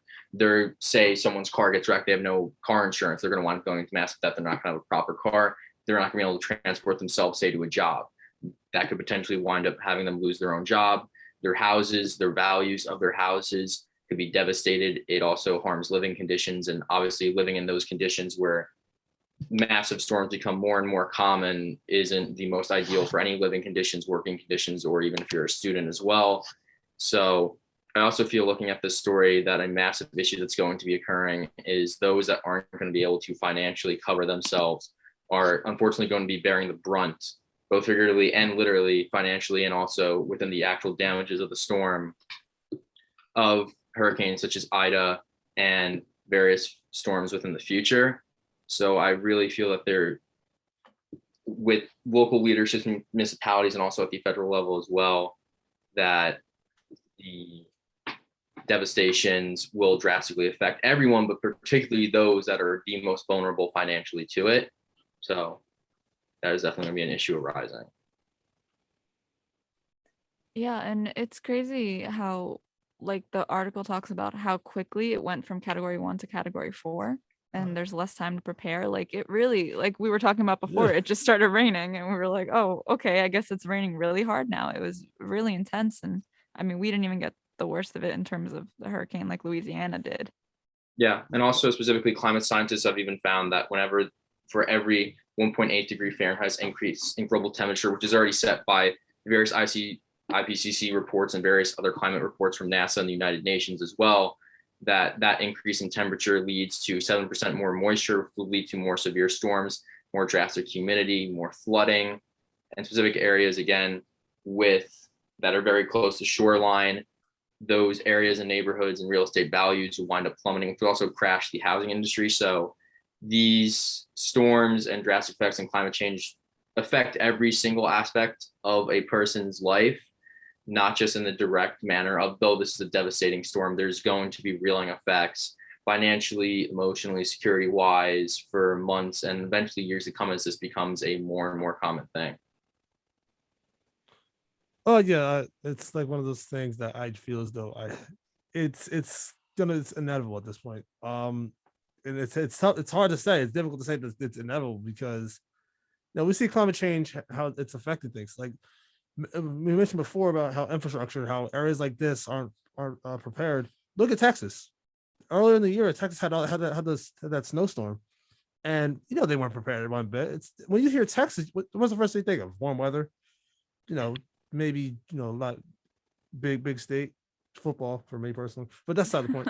But like you just see that Texas had to deal with something so crazy and out of the ordinary for them, and looking at what Jersey had to deal with, it's like, whoa, what is going on?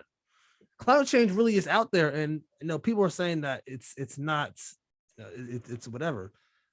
Look outside, step outside for a little bit, you'll feel the difference.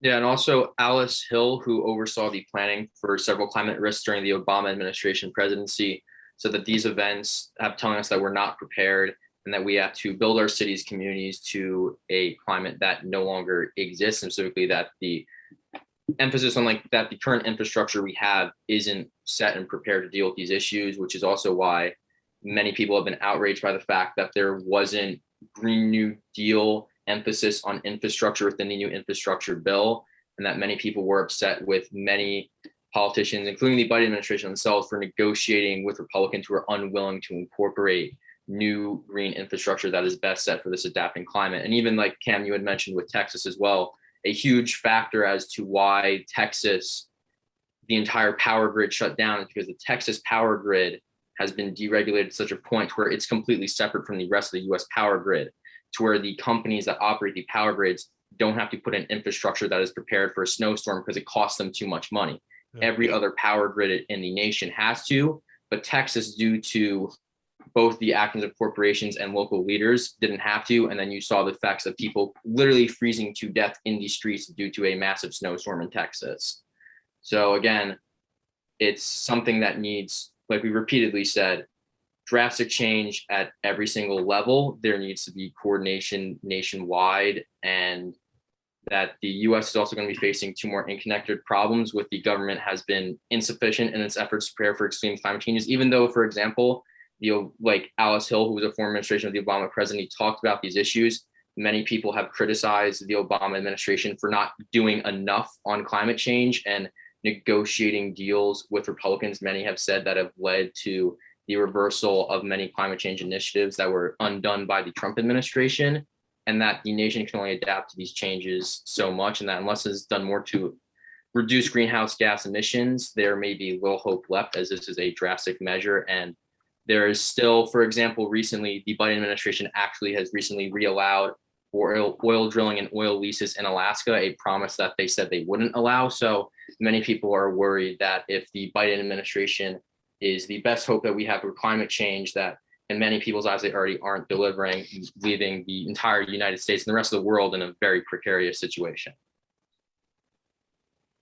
Yes, definitely. It's crazy to think about, and it's scary to see. Like you were mentioning before, Cam said the snowstorm in Texas. Like, I mean, we can't just get used to that. Like, that can't just become a common thing. Like, we're just gonna have snow in Texas now. Like, that's not the way. Francisco was entirely covered in soot from wildfires, and it quite literally, people were comparing it to Mars and how it looked, because how red the atmosphere was, and it was completely uncontaminated. Or even the air quality as well, that was able to reach from wildfires across the nation to New Jersey, to where the air quality here in New Jersey just a few weeks ago was incredibly hazardous. Yeah, I remember that. It was crazy. I remember that. I remember that too. I forgot about that too. And the skies were kind of like foggy. It was Yeah. weird. It was like dark and nobody knew where it was coming from. And then somebody told me, and I realized that like the fact that it traveled like that, and it was like I remember over the summer that we were talking about it, and it was over. You saw it in the Bronx at the Yankees game. So it's like, whoa, it came all the way from the West Coast, and the way it traveled, and like for instance, like you said, air quality was poor for a number of weeks. So it's like, what in the world? Yeah, so and that's important too, because you can't just think like, oh well, that's happening in California, like it doesn't affect me, but like look at the way it traveled, like that affects everybody. It affects the world with our air. Like there's also specifically, even locally here, there was even recent attempts to construct recent power plants within the Kearney and Secaucus area, and there were massive attempts to protest that as well. And we live in a very industrial area within the entire Montclair, Elizabeth area, Secaucus, Hudson County, Essex County. It's a very industrialized area, and there's still massive CO2 emissions that you see almost daily from those factories in minutes, and reactor factories as well. And there's massive, there needs to be drastic action on the local level as well, to where there's more investment in new types of infrastructure, as we've been seen in, say, in Secaucus, that therefore the infrastructure is degrading. Like you see the train lines and train tracks have been there for decades, and there hasn't been any drastic improvement, and they've quite literally rotted away. Or you see bridges and roads collapse because they haven't been updated in years. So it's also something that you even see locally. You can literally go outside and see the drastic effects that all of this has on your local neighborhood. yeah, most definitely. And even if you drive down the turnpike, like we do have a lot of factories and stuff in this area. Sure. Just all around. you smell the factories. That's true. But overall, what do you guys think? What are your overall thoughts about everything with hurricane? I mean, scary. It's scary. It's incredibly terrifying. And there's, again, from various levels of work in terms to address the issues of climate change and infrastructure, there's been, as many people have said, in my personal view, a lack of action from various administrations, regardless of political parties and affiliation, and that there needs to be a more concerted and united effort to where they're held more accountable as there are designated leaders of our nation, and that specifically people are quite literally losing their lives, losing their cars, losing their houses, losing their jobs, potentially being financially having to put thousands of dollars into damages due to a natural disaster they have no control over. And it's something that needs drastic action in my view, and it's something that I hope can make people come together more so and also as a nation come forward in a more better administration responsible manner that cares and looks out for more of the people, and specifically that, like, for example, with the mayor of Patterson and Elizabeth, it is very good to see that there has been massive cooperation from the local and higher levels, from the range of Governor Murphy and other municipalities, and that has been able to help and assist people in need as much as they can. And that when future problems have like these, the people and administrators are more better prepared to address these issues as soon as they can. Yeah, I hopefully it does wake people up and we all start being a little bit more on top of just our own everyday actions and just really trying to understand what's happening with climate change, because I know there's probably a lot of people who don't even really understand how bad it is. Oh yeah. Like for me, I really think that this is a wake up call, like you said. It's allow everybody to just understand the situation that's at hand right now, and to those who are listening, just really just focus in and just be alert, because we don't want. Is it going to be hard to prepare for things like this? Yes, but we just gotta just understand that we got to take the initiative and do our part.